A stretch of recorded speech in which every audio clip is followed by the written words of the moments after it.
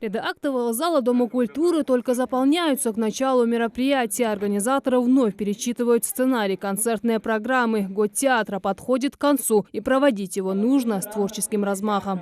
Проходили форумы, семинары, мастер-классы проходили.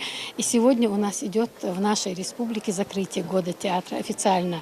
И вот, как вы видите, у нас зрительный зал заполняется.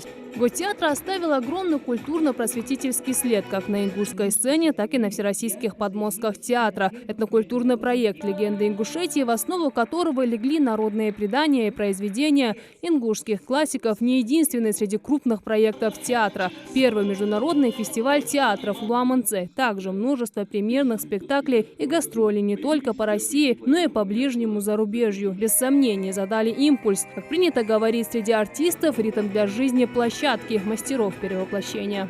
Я считаю, каждый театр достоин представлять свои программы. Яркий свет плавно гаснет, одновременно настраивая зрителя насладиться в полной мере театральным искусством. К слову о зрителях, Магомед Тангиев, как юный поклонник театрального искусства, делится, чем ему запомнился год театра.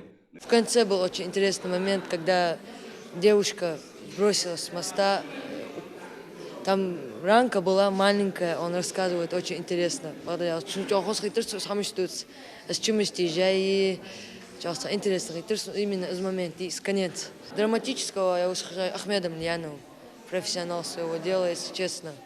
Играет хорошо, режиссер отличный. Лучших награждают почетными грамотами за большой личный вклад в развитие театрального искусства от Министерства культуры и архивного дела Ингушетии.